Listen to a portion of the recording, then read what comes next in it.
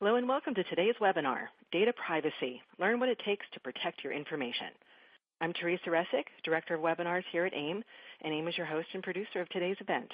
And with me today are Greg Reed of InFuture LLC and Rich Lowers from HPE. And Hewlett-Packard Enterprise is the underwriter of today's webinar, and we thank them for their support. And thank you for taking the time to join us today. And before we get started, just want to offer a few pointers for viewing today's webinar. By joining the webinars live, you can customize your own viewing experience, so feel free to open or close or resize the different windows you have on your screen. And across the bottom of the screen is a list of all the widgets that are available to you. Group chat is available to you, but you do need to open that up, and you do that by clicking on one of the icons that's in that list of widgets across the bottom of your screen. So feel free to join the conversation with each other, and then also with, there's a couple of us here at AIIM that are joining the chat as well.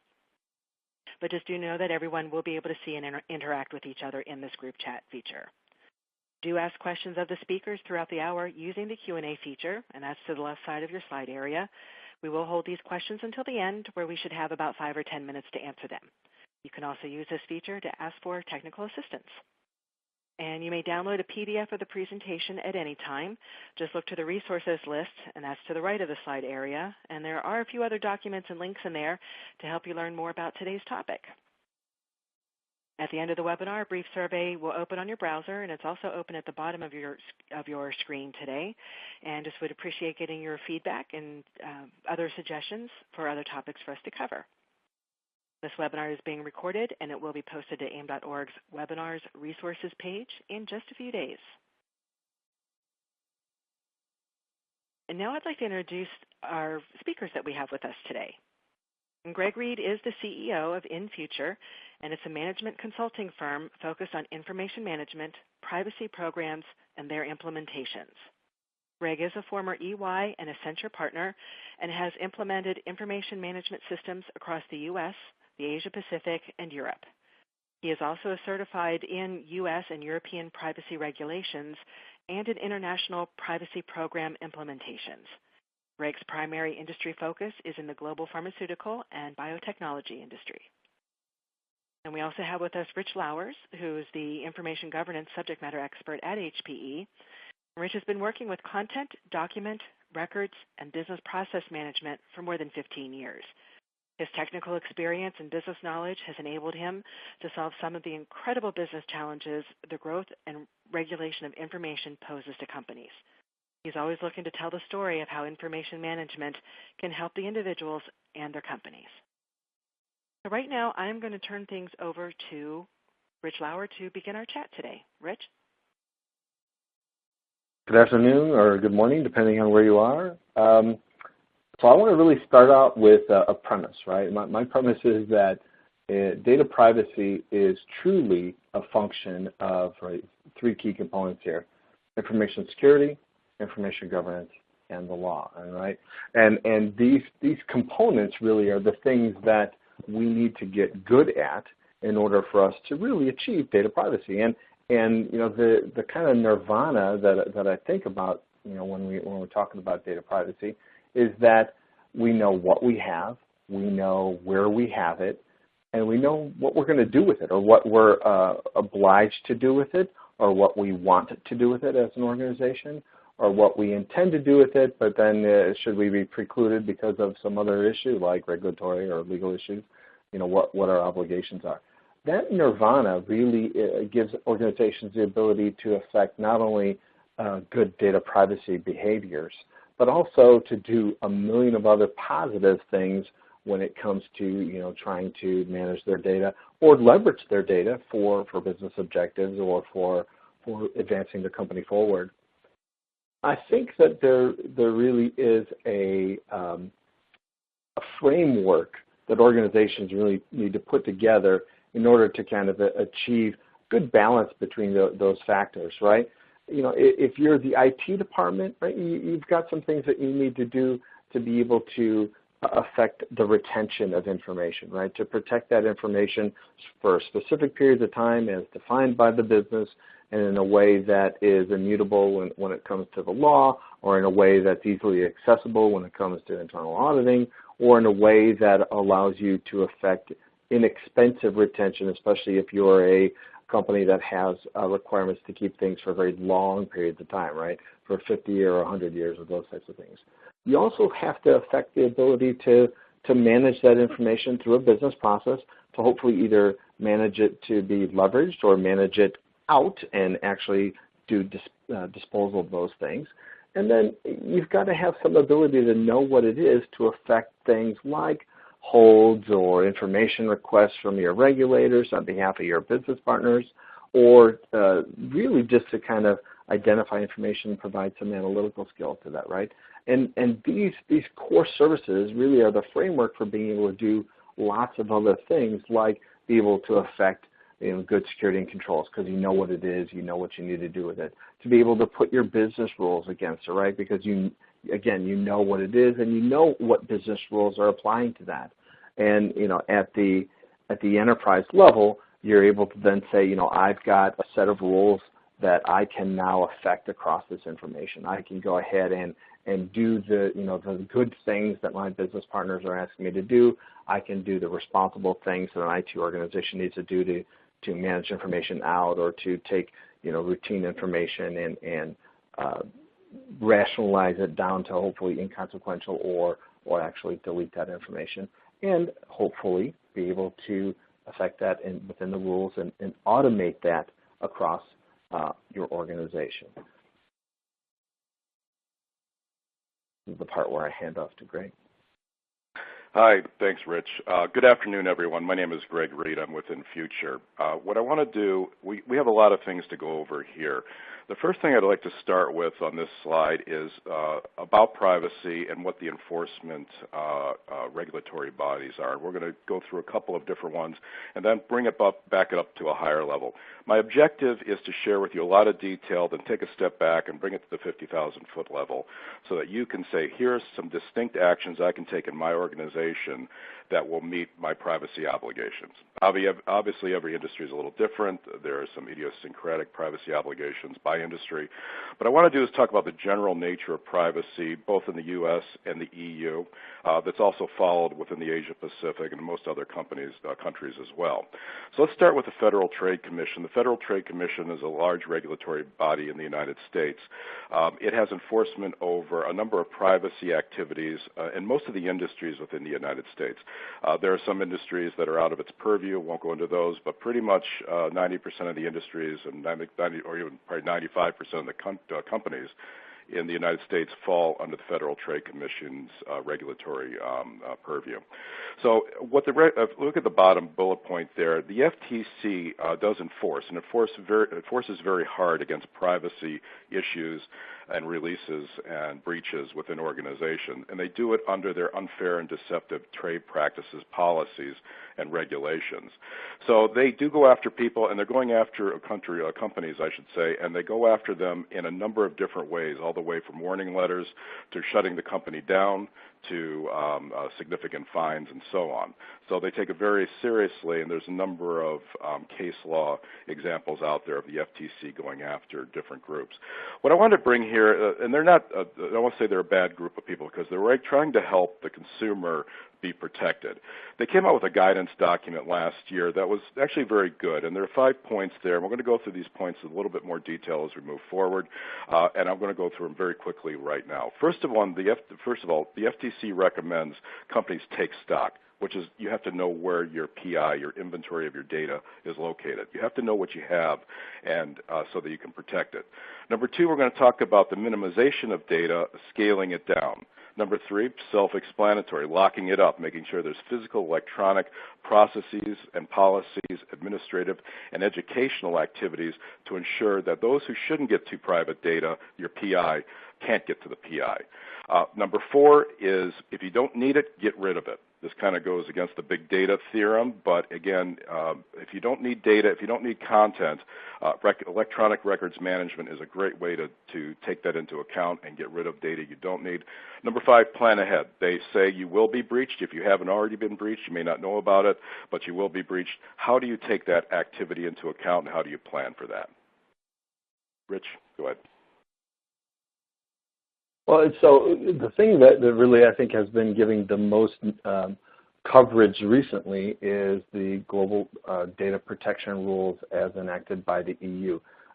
The great things about this particular rule is that they have the deadline, right? It actually has a date of May of 2018 where they're saying that the organizations need to be held accountable for it. The rules are actually already in effect, but they're putting a deadline on that. They also put together a very unique structure for the fine approach, right? They're saying that there's a specific fine related to that, and enterprises should be aware that they'd be eligible for that fine should they be found in breach of this rule. The whole idea of this GDPR rule is that the EU is trying to protect their citizens' data, and in my opinion, I think they're trying to protect it from a lot of the things that are kind of the sins of safe harbor, right? The things that maybe other countries were not doing to protect EU citizen data, even though they may have said they were doing that at the time. And in fact, I really think that the evolution of this into being a very strict set of data rules and a very, I want to say, broad-based set of rules, I think is really because of that. And the other good thing about these rules is they weren't written by technical people, so they're very broad and very far-reaching, and in some cases for some industries, very, very difficult for them to kind of get their arms around, right? And I think that this has really been a significant factor in suddenly data privacy becoming top of mind for many organizations.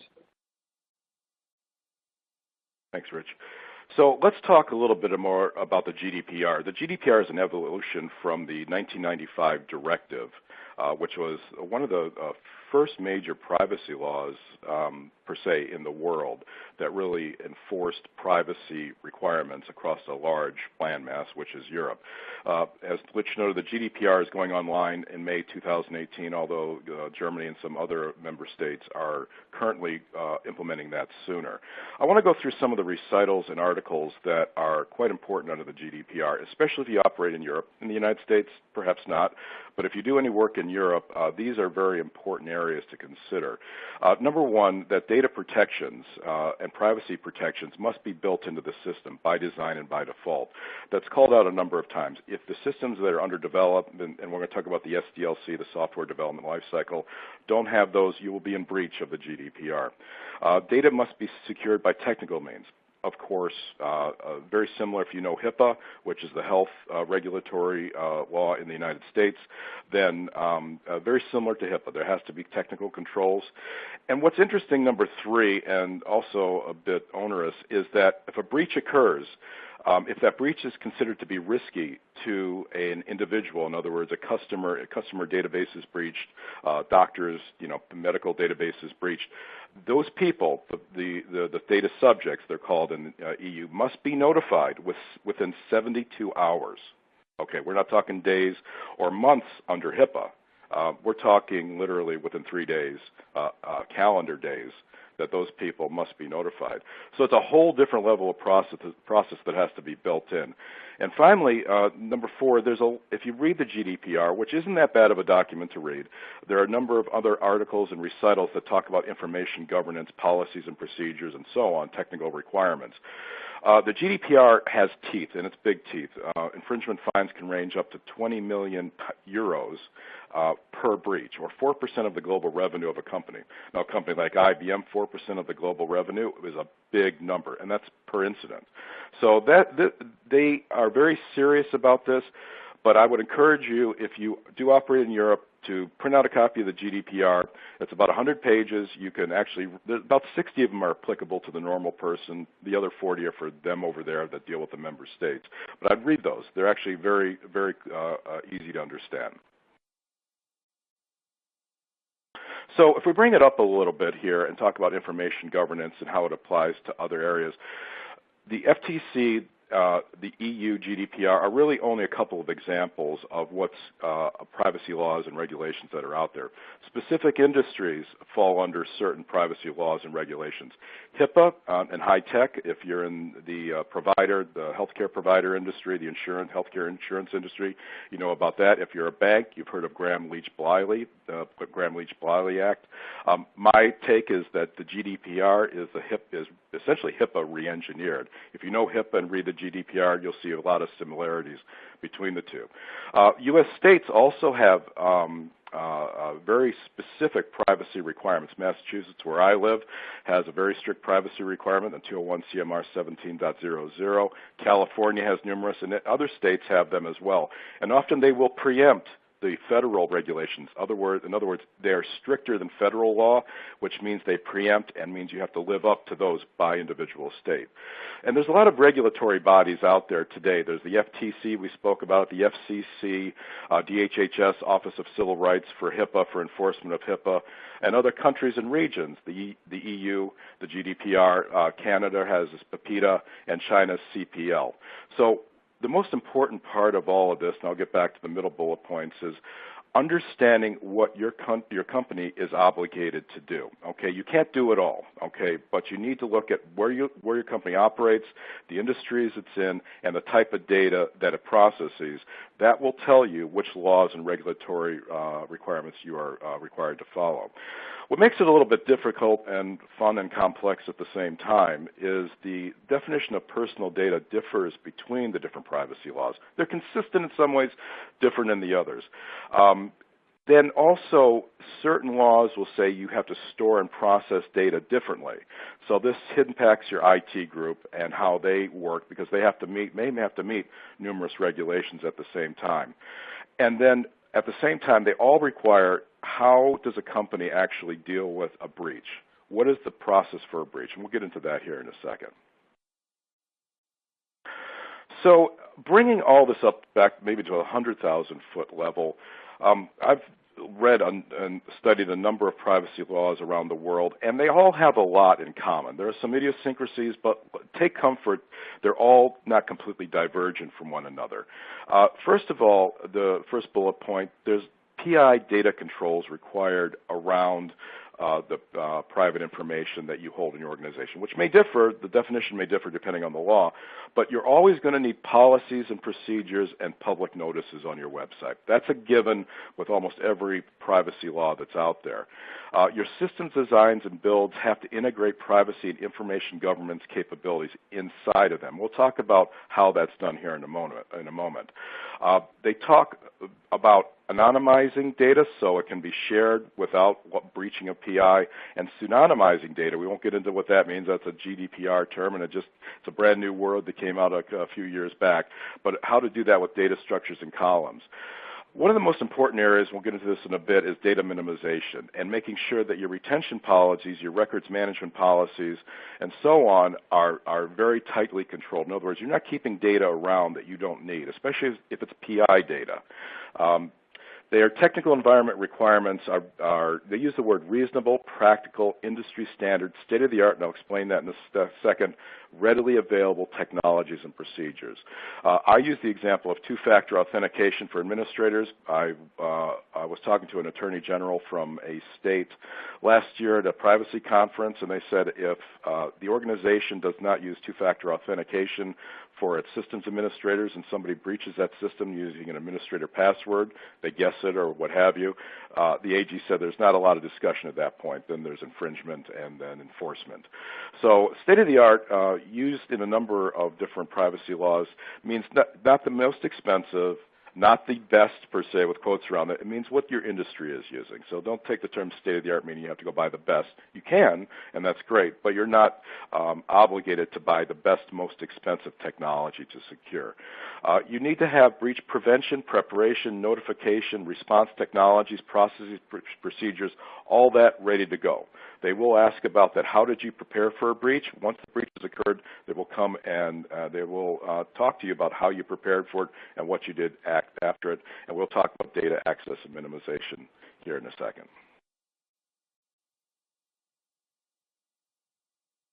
So, what we're really getting into is a very complex environment when it comes to the legal and regulatory obligations. It already was fairly complex in the United States, and now with the overlay of some of the other country jurisdictions, it gets really complex, right? And the thing is that as states start to get involved in trying to regulate content and regulate the privacy stuff, we start to really have an issue with not only when we create information and when we keep it, but its life cycle, right? We got to figure out, is this related to a person living in Oregon or in California, or is it somebody living in California but working in Oregon? We start to get into this complexity, which is problematic, right? So what we're seeing and what we're seeing not only the industry develop, but also what we're developing is the ability to really kind of centralize these not only legal and regulatory factors that are necessary for you to do work, but also be able to get your obligations into that. So it's not just a, hey, you got to keep this document for 3 years, but also you have obligations for protecting the document. You have obligations should there be a data incident of notification to the owner of the data, to the relationship you have with your customers or your consumers, and what are the things that you need to do. That complexity now needs to really kind of be put into the life cycle of your information, and hopefully be able to start to automate it. Not only automate it, in your systems of record, but automate it across these repositories that you have with so much information. Because truly, the ability to do that by process or by authored document or by data type or by whatever silo your data may be currently living in, I think it's problematic, right? I think it really becomes an issue. And Rich is so absolutely right here. When I go and my company goes to organizations to talk about how do they do privacy, the biggest barrier, now there's many barriers, but the biggest barrier we find is that stuff is everywhere, okay? So I use the term insidious because with the definition of gradual, subtle, and treacherous at the same time. Because PI, whether you're a medical provider, you're doing clinical trials, or you're a bank, can end up in a lot of different places. Normally we think about it in the RDBMS, the typical systems environment, what have you. Of course it's there, the ERPs, the HR systems, and the like, but it's also on people's laptops, in their folders. It's on their mobile devices. It's in their shared drives, in their folders, perhaps on their notebooks, as well as within the network file servers. It may be in Box and in Dropbox, Ignite, Google Docs, or all of those as well. It's in the email systems as attachments. It's in different content sharing management systems like SharePoint, LiveLink, Documentum, HP's environment, and so on. It's in paper and all of that. Okay, so that's where PI can be. Plus, it's within those people that you share your data with, which are in HIPAA, it's called a business associate. The GDPR is your data processor, people that have your data and are using it on your behalf that you're paying them for, and so on. But that's where this stuff can be. And it can also be in social media as well. So privacy laws don't care. They don't care about where you store it per se. But if it's breached, you're held accountable for it. And they still cover all of these physical locations and electronic locations with very few exceptions. So these locations need to be technically, procedurally, and administratively secured, which is a HIPAA term, but it's a correct term for all privacy work that's going on out there today. So when you look at one of the best things you can, at least in my opinion, that a company can do is really go through a data minimization effort. And what's that? It's called out in the GDPR. It's called out in HIPAA. It's called out in a number of different privacy laws around the United States and the world. You get rid of what you don't need, okay? Because if you get rid of what you don't need, it can't be lost, it can't be stolen, and it can't be held against you in a court of law, okay? If you've been through an e-discovery effort, which we do all the time, that's tough. So you want to get rid of what you don't need. And all the jurisdictions I've found emphasize this point in one way or another, whether it's the Asia-Pacific ones, U.S., EU, and so on. They emphasize the point of reducing the data that you have on an individual where appropriate. Now, AIM has a lot of good stuff on that. They don't call it data minimization. They call it records management. It's the exact same thing. There's no difference between the two worlds, except data minimization specifically talks about PI. Records management is a broader term about against all the information in your organization. Nonetheless, they're the same thing. This is the first effort you should go to undertake a privacy program, in my opinion. So you also need to think about what your vendors have on your PI regarding your customers, your patients, whatever it might be, the people that have entrusted your PI to you. If you're sharing data with them, if they lose lose it, you can be held accountable for that data. So your agreements with them need to be very tight. And if there's any GCs or lawyers out there, you're understanding what I'm talking about, because these are being written right now into the data sharing agreements between the prime and the secondary group that manages the data for them. So let me talk about one area where you think, well, this could be a bit tricky. Log files. So let's say a log file during a computer operation is tracking a person's name, their IP address, just tracking it for internal systems control process. That is considered PI. That has to be controlled as well and managed and secured. How long do you keep that log file? Okay, do you keep it for an hour, which would be called ephemeral for the most part, or do you keep it for years? So that is considered PI, and you will be held accountable if that log file is breached. What makes it even more difficult, more interesting, and more fun is that with the safe harbor going offline a couple of years ago or last year, and then the privacy shield going online for the data transfers between the EU and the U.S., if you're a U.S. company that's operating in the EU and you're pulling log files from the EU back to the U.S. just for systems analysis like we all do, that would be considered an illegal transfer of data from the EU of data subject data. And unless you have Privacy Shield and the appropriate obligations covered under the Privacy Shield, you would be in breach of EU law doing that. So you have to think about the physical security issues as well, credentials, employee monitoring. What does it mean? Because employee monitoring is also could be considered a privacy invasion, especially if you do work in Germany with their work councils. You really have to get some approval before you go through certain employee monitoring processes. Theft prevention and customer monitoring as well. So these are all fall under the realm of privacy and information governance. And just on the side there is, over the past few years, regulatory and legal compliance has risen up to the top of why people do privacy.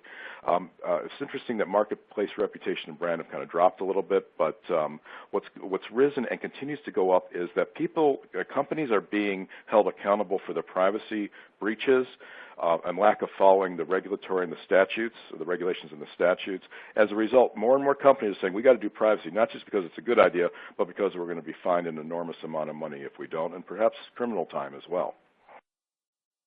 So very quickly, the GDPR, which is a very good template for privacy, and HIPAA is as well. HIPAA isn't as easy to understand as the GDPR, but they follow each other, in my opinion. When we do systems design, there's something called a systems development lifecycle. So for the geeks out there like I am, this is how you operate with your CIO group. When you say, I want a system done for me, they'll say, well, the systems development lifecycle will go from a system concept, development, what do you want, all the way through operations and maintenance.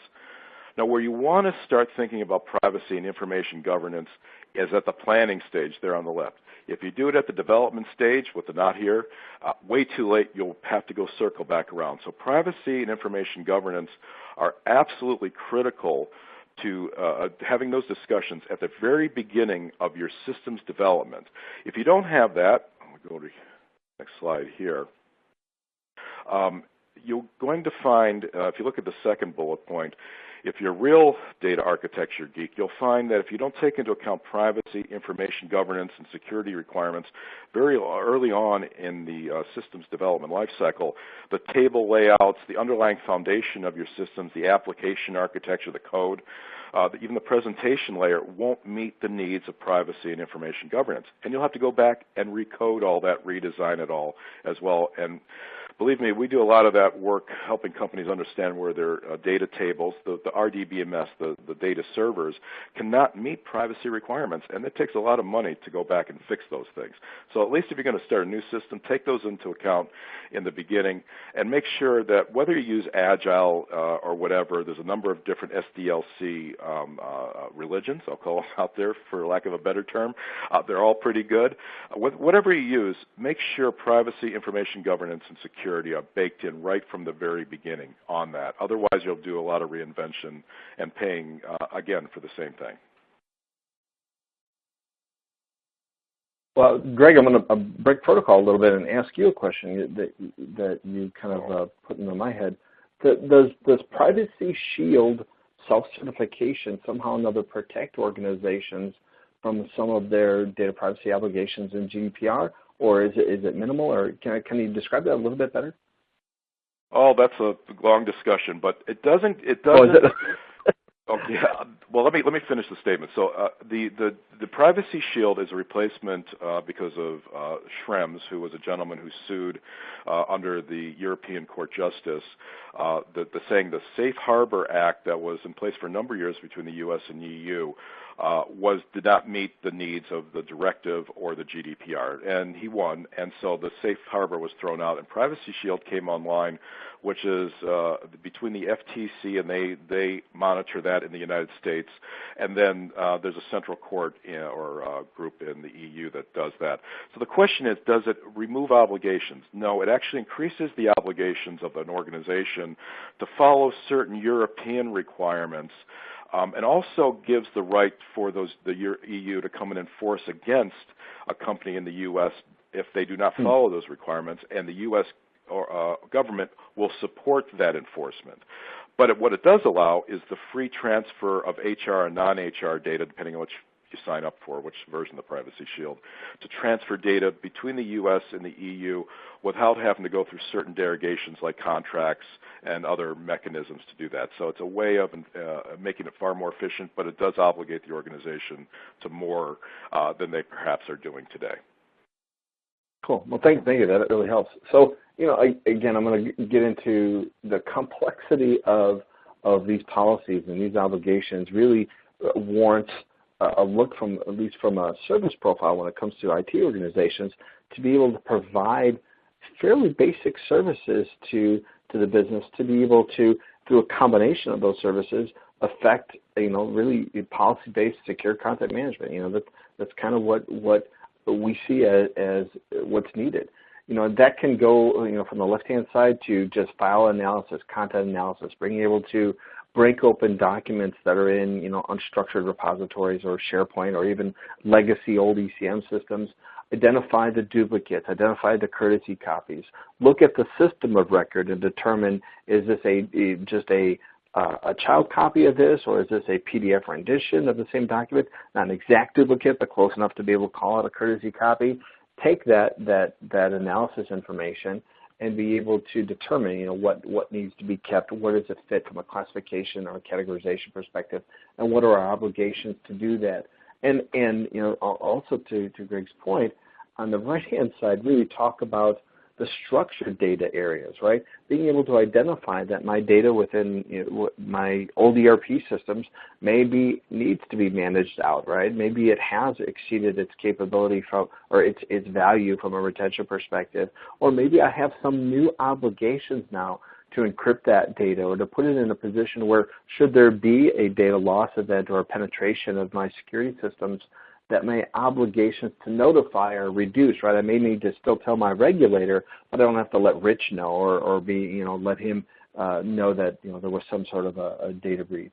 That framework for being able to do those things and being able to consolidate the actions that you take, be able to document the actions that you take, and be able to, through the normal course of business, say something has come into our organization, we've identified it, we've classified it, we know our obligations, this is what we routinely do with it, and go ahead and finish out its life cycle, no longer has business value, and it's disposed of appropriately.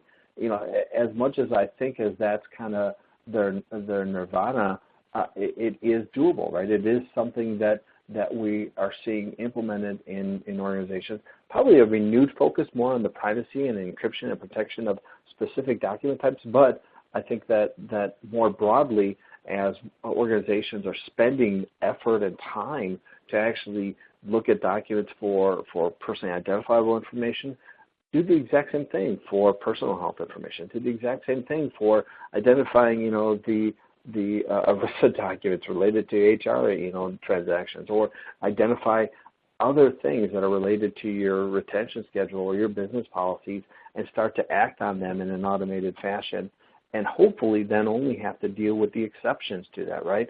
When a document is found and it shows the jurisdiction as Mars, okay, that's probably a document I want a human to look at and figure out, okay, what really happened. Oh, it's the company that he worked at was called Mars, not the location that was inferred. Just those types of actions. and use then the automation capability to then encrypt those things that have those obligations, document that you've encrypted those things and met your obligations, and then hopefully then dispose of that content when it has fulfilled not only its legal or regulatory need from a retention perspective, but also its business need from a, what have you determined your retention is going to be for that thing. And I think we've seen that start to come to fruition. I would have to say the cutting edge of that is probably more the financial services industry. They've implemented a lot of that automation due to their, obviously their high regulatory profile. But more and more, we're starting to see that come to just information governance overall in organizations. Thank you, Rich. That's great. I want to just give some summary points here to take away things that I've learned over the past 3 years as I've really delved into privacy and spent a lot of time with clients working with them to be successful in the area. Information governance and security are absolutely required for privacy initiatives. If you don't have both of those, you can't have privacy. You can certainly have both of those without privacy, in the sense some companies just don't need privacy initiatives, and there are a few of them out there.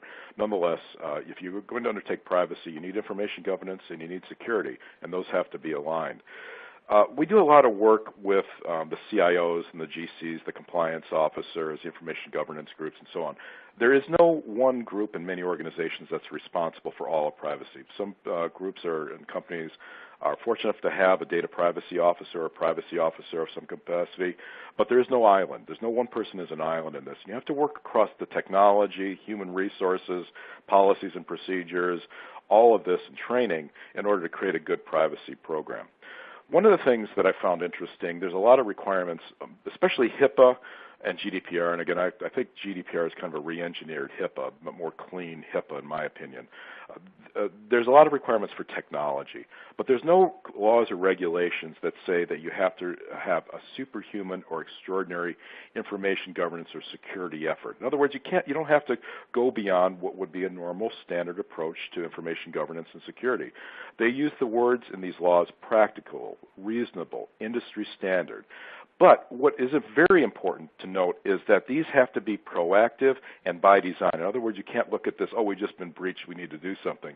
That will get you in trouble with the attorney generals, and it will get you in trouble with the court justice out of the EU as well. So whatever you do, you got to be proactive. You can't wait until something happens. So your company may fall under multiple regulations. Every state has its own regulations in many cases. I have a book here that's 2 inches thick on different state regulations for privacy. So you're going to fall under that. You're going to fall under different countries. You're going to fall under different industries. Know the commonalities across those and leverage them, because really under the covers they're all kind of operating the same way. But know that there are idiosyncrasies as well between the U.S. states, and know that what's preempted. In other words, there are some laws that are preempted by state law, some federal laws that preempt state law, and you have to know what those are and how they apply to your organization. Your general counsel, for the most case, should know that. If they don't, have them reach out to a privacy expert.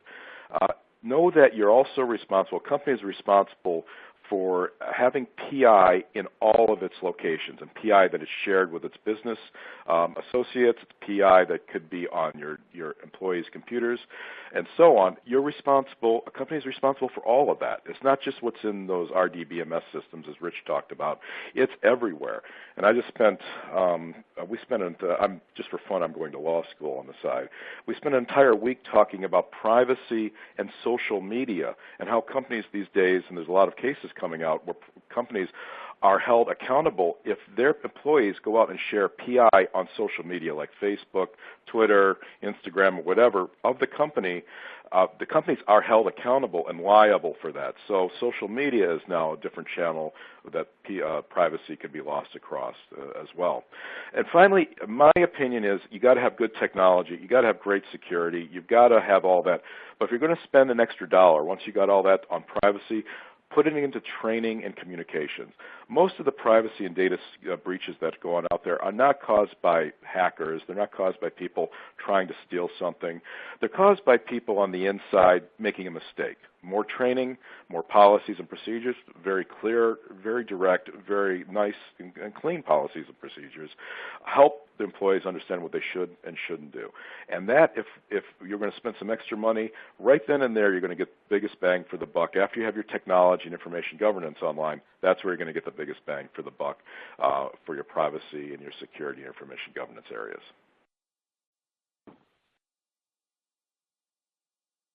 Oh, there's some good-looking guys there. Wow. Oh, yeah.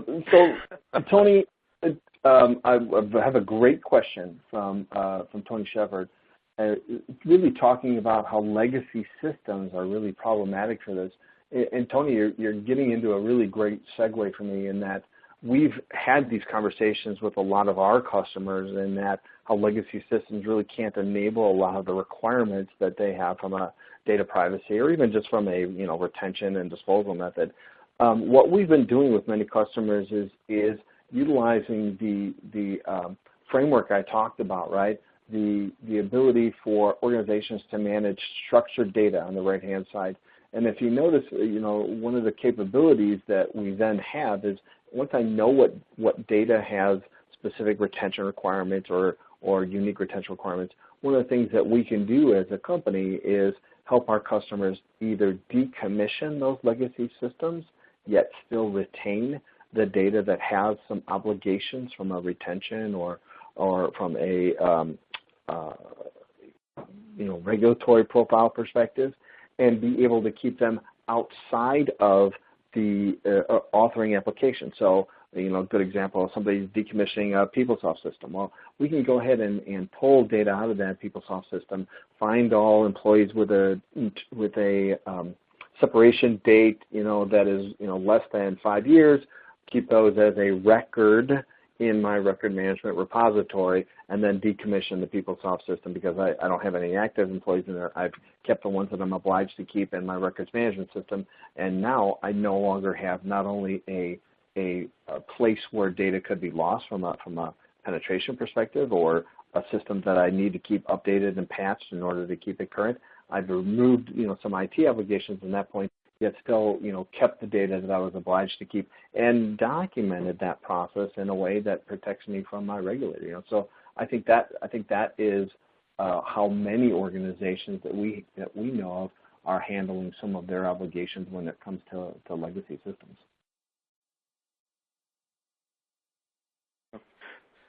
Thanks, Rich.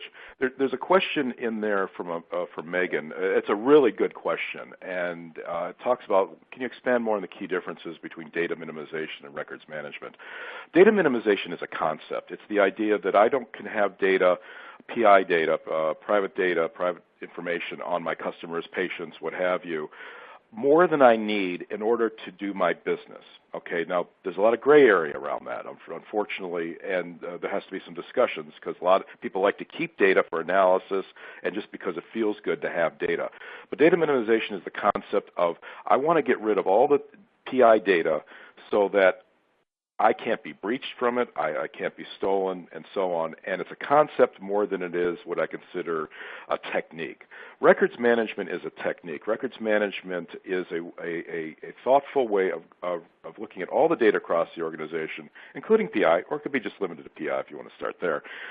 And how do we bucket those into certain retention schedules so that I can get rid of those on a scheduled basis? So it supports data minimization. It's a technique that really goes after and supporting of data minimization, but it could also be used for defensible deletions, for litigation. In other words, I don't want to keep stuff around that could be held against me in a court of law, let alone private data. It may not be private data, and so on. So records management really is a method of accomplishing data minimization. I hope that answers your question. Hey there. This is Teresa. I'm just going to jump right in here, and I love that you guys just jumped right into taking the questions. I think that's awesome because I know there's a lot of really good questions in here. And Megan just pinged back in the group chat. Yes, you did answer her question, so thank you. Just want to say that we have been listening to Greg Reed of InFuture and Rich Lowers from HPE. Do keep the questions coming in. We're going to keep getting to them. Before we get to the next question, I wanted to have Rich just speak real briefly a little bit about what HPE can offer, because I know that there's a couple of interesting things here, and I do have these links in the resources section for the audience to click on right now, and then they'll just open in another browser tab, and you can check them out after the webinar. But Rich, do you want to go ahead and talk a little bit about this? Well, absolutely. So, HPE and their information governance platform allows organizations to do what hopefully I've been touting: know what information they have, where they have it, and completely rationalize and automate their obligations for retention or for putting regulatory holds on information or for providing that information to external parties in a documented and smart way. And to Greg's earlier use of the word pseudo-anonymization, we have the ability to automate the encryption of data to the point where it is unintelligible yet still useful to an application. Good example is, Social Security numbers. Oh, I don't want my Social Security number in front of a customer service rep to be able to see the last 4 digits of my Social Security number to verify who I am when we talk is perfect. That's kind of what we can automate, right? The ability to encrypt the data but still keep pertinent amounts of that data available for business purposes and processes, yet still protected in a way where if there is a data loss event, the obligation to notify is reduced significantly. So, there was a question earlier that was posted about really talking about encryption, like what's acceptable encryption. And I think that what's acceptable is encryption that you can verify that has prevented information to be accessible. The analogy that I've used is when a bank is being robbed and the bank robber tells the teller stick all the money in the bag, and the guy walks out the door and the ink pack goes off, right? And obviously every $100 bill that's in there is covered with red ink. That's kind of what is the kind of standard for encryption, right? Once the data leaves your organization, is it still valuable? If it has lost all its value because anything that is pertinent has been encrypted and you can prove that encryption, you've done your job, right? You've done what you need to do from an application to protect kind of perspective. So Teresa, I want to. There's a lot of great questions out there, and we got 13 go ahead. minutes. Pick your favorite. Tony Shepard asked some really good questions about conflict of interest. Tony, I'd like to take that offline with you only because that's probably a much longer discussion as to the roles in the GDPR vis-a-vis what they are in the United States, which I think are a little bit more amorphous in the U.S., while the GDPR specifically calls out certain requirements for the Data Protection Officer and the Data Protection Authority, which is obviously part of the government. But I'd be happy to talk to you. But it's a detailed question. And let's see. Are there self-assessment tools an organization can use? Yes, there are for privacy. What I'd recommend, though, is that it seems like everybody and their brother and their cousin has jumped into the privacy realm because it makes a lot of money. I would recommend, and I'm a big fan of IAPP, the International Association of Privacy Professionals, and of course AIM. IAPP has some examples on their website of privacy tools kits, and they come from various vendors. We use ones, I don't want to call those out on this call, but they recommend certain vendors that are out there specifically for monitoring and cataloging private information. If you're not part of IAPP, I recommend you become part of IAPP as well as AIM. The two complement each other very closely in being able to implement a privacy program. IAPP is very much associated with what do you have to do Okay, what do you have to do to be compliant with privacy? They're at the high level. AIM is very much of how do you do it. Okay, so they're both actually very complementary of one another. IAPP I would go to and look at some of their recommendations, and our company uses some of those recommendations as well. Let's see, are companies tying their privacy indicators or levels into their retention schedules to clearly identify privacy as a retention? I'd like to take that one. Go for it. So, Gene, what I'm seeing now is that organizations are leveraging some of the capabilities for categorizing things. So I know where this document fits in my retention schedule, but also classifying documents. I know what my obligations are for this type of document to then affect really good math to figure out, what do I have to do? Should it be encrypted at rest? Absolutely, it needs to be encrypted. In fact, it should have segregated roles out for unencryption because not everybody needs to see it. The customer service rep example of a Social Security number that is completely masked except for the last four for those roles that need it to help verify when there's an engagement going on, a consumer talking to a provider, those types of things. Also, I think we're seeing a little bit of work on the things like GDPR rules, right, where they're regulatory requirements that aren't about retention, getting into retention schedules, and those examples I think are rare at this point right now. But I have seen it a couple times, again, more in the financial services and the pharmaceutical industry where there's pretty complex overlaps between a lot of those things. But I am seeing it. And it's driving business rules, right? It's driving, what companies then do with those types of documents once they're identified. And if those business rules are automated, it truly leverages a lot of what the technology available can do. Thanks, Rich. There's a good question down. Oh, go ahead. Oh, yeah, go ahead. All right. There's a really good question. Go ahead. Go right ahead, Greg. All right, I'm going to talk. There we go. I got the plane. There's a good question down here. When it comes to privacy and security, is it good to have two networks in organizations, like a privacy-critical network and a non-privacy-critical network?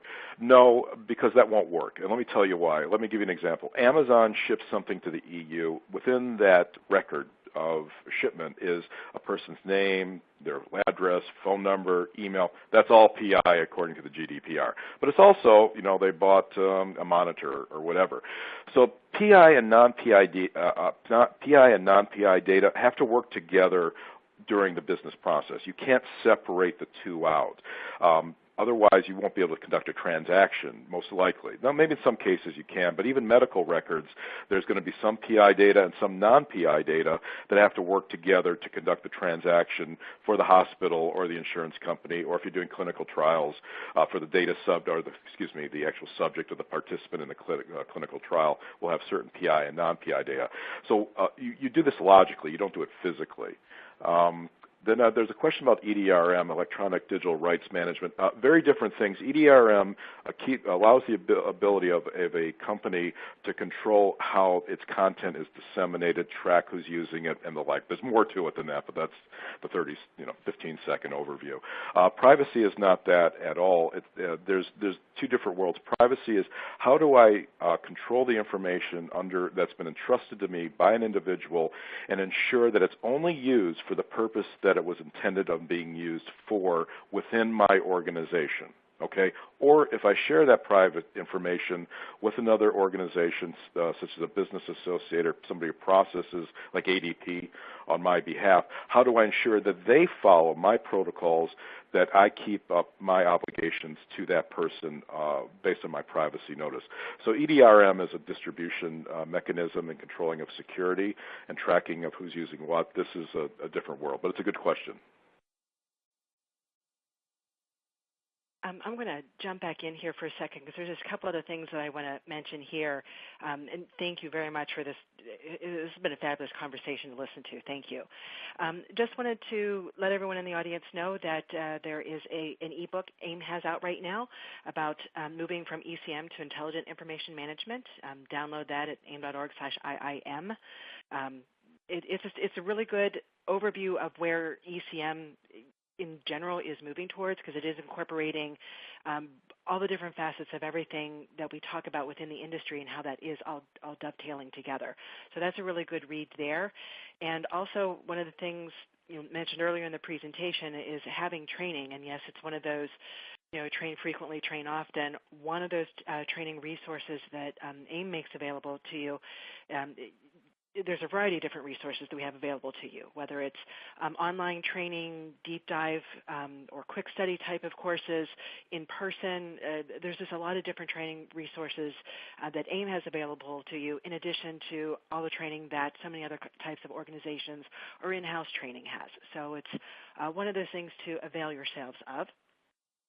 And we are getting to the end of the webinar hour, and just want to remind you that we have recorded this webinar, and it is going to be available in the next day or two at the resources webinars page on the AIIM website. So come back and invite others to listen to this conversation, because it's been a very valuable conversation today. Don't forget to download the resources. That's to the right side of the slide area. And also, when the webinar is over, a brief survey is going to open on your desktop, and I would greatly value the feedback that you would provide in that survey. So I appreciate if you take a few moments to give that. And then also want to thank the underwriter of our webinar today, Hewlett-Packard Enterprise. Without the support from our solution providers, AIIM wouldn't be able to bring you these free educational programs like our webinar series. So thank you very much, HPE, for your sponsorship and underwriting support. So as we are bringing our webinar to a close, I want to ask each of our speakers for their closing thoughts or a key takeaway. And let me begin first with Rich Lowers from HPE. Your closing thoughts today. Well, I guess my closing thought is that don't let the complexity of this or the onerous nature of this really stop you from doing something, right? I think more than anything, organizations that have a plan, that work a plan, and then make their plan better when they find that there's gaps or they find there's issues or they think there's other considerations need to be taken into account and improve their plan, no matter what, are in a much better position than the companies that are waiting, quite frankly. And I'm seeing a lot of that. Don't wait. Do something, because something is better than nothing, in my opinion. Thank you, Rich. Thanks, Rich. And Greg Reed? Really good. Your closing thoughts. Yeah, so privacy, information governance, if we want to call it knowledge management from a while back and so on, all have very similar tools, techniques, business approaches, objectives, outcomes, whatever you want to call that.